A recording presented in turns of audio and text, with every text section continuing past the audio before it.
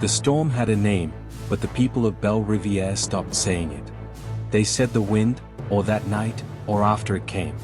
It was easier to live with ghosts when you didn't speak them out loud. Hurricane Avery had torn through the Louisiana coast like a punishment. The morning after, the horizon looked scorched, as if the sky itself had been peeled away. Boats lay in people's yards, houses slumped like exhausted lungs. The only sound was dripping water and the quiet, bewildered breathing of survivors. Into that silence came a woman with a clipboard and a flashlight. She wasn't from any agency. She was local, everyone knew that much, and somehow she seemed to know exactly what to do. While first responders still fought to reach the highways, she was already coordinating supply drops by radio.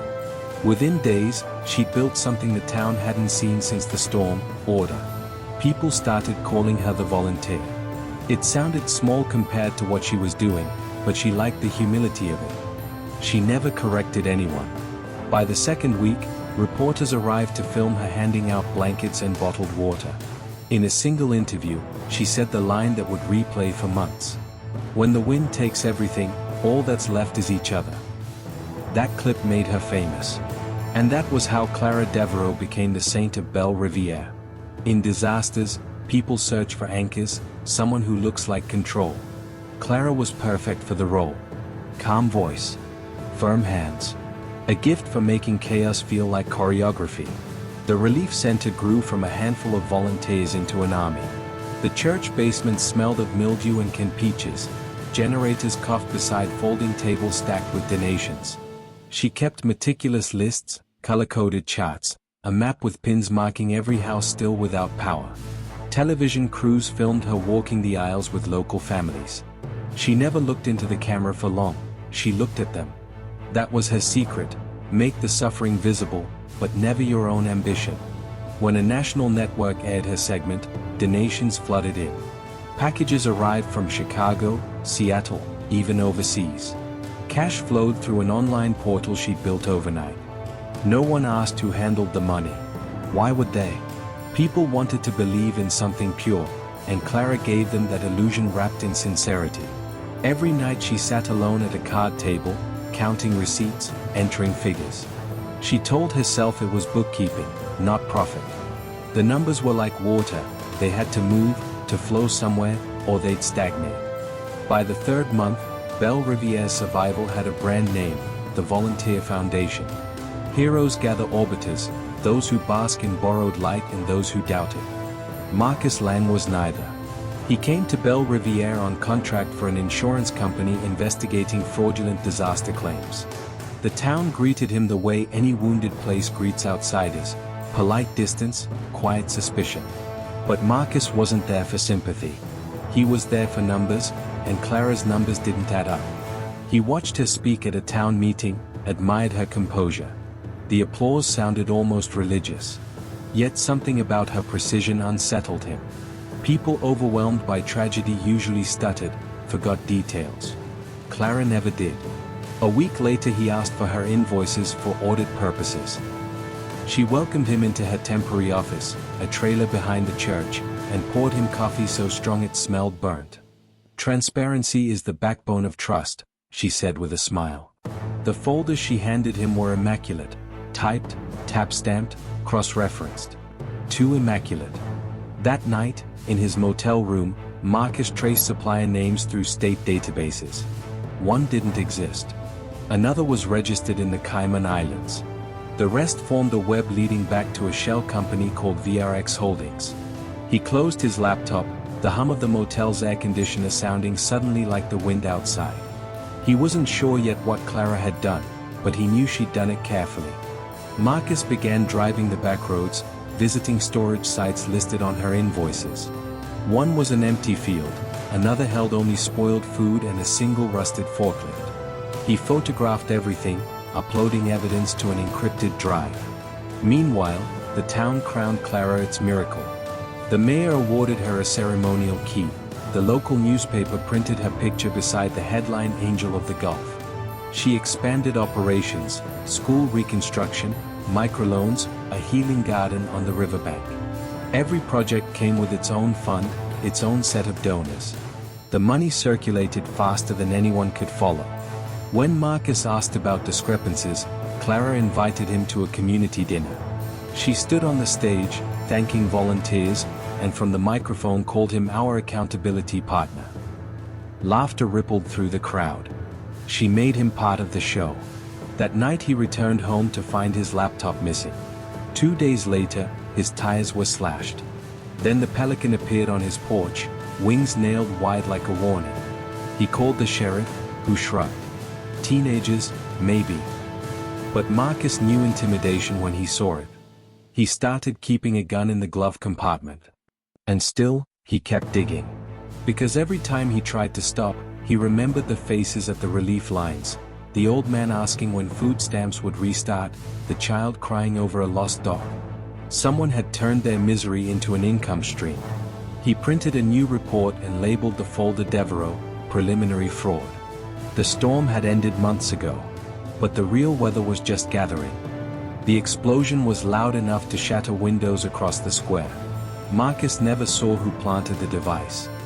One moment he turned the ignition, the next, a white flash swallowed the world.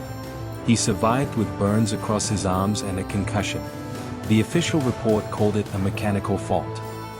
The sheriff apologized for the paperwork delay.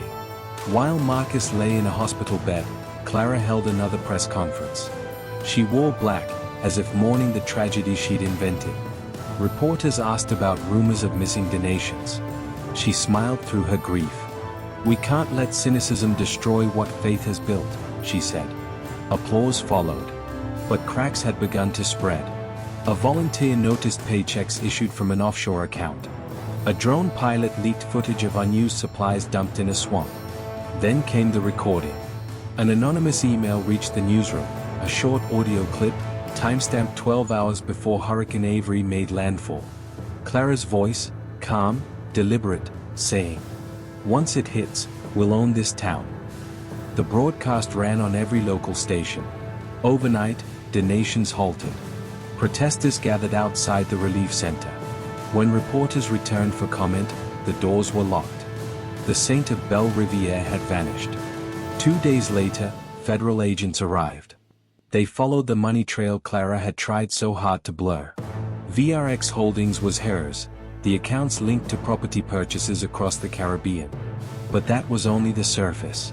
Investigators found something else. Maintenance logs from the Levee control station, digitally altered. Pressure valve reports overwritten during the week before landfall. Her foundation had assisted the parish engineers, supposedly to ensure safety. Data analysts reconstructed the deleted entries. The truth was monstrous. The valves had been tampered with to release pressure prematurely, weakening the flood barrier. When the hurricane came, the levee collapsed exactly where the adjustment had been made. It wasn't negligence, it was orchestration. The worse the destruction, the more federal money poured into contracts she controlled. Belle Riviere hadn't just been her stage. It was her product. Agents traced her last known location to a rented cabin near the northern wetlands. Storm sirens wailed again as a new system approached, smaller but fierce. They moved in before dawn. Inside, they found generators humming, computers syncing encrypted files to a satellite uplink. And Clara, alone, watching the radar as if it were a heartbeat monitor. She didn't resist. When they entered, she simply raised her hands. Outside, rain fell sideways, pelting the agents' jackets. A helicopter's light cut through the gray as they led her across the flooded ground. Reporters hadn't arrived yet. There was only the sound of wind and the click of handcuffs. One agent read her rights. Clara stared at the rising water. "Do you know what happens when people lose everything?" she asked quietly. "They look for someone to save them. I just made sure there was always someone to find." They pushed her toward the waiting truck. In the following weeks, the story spread worldwide.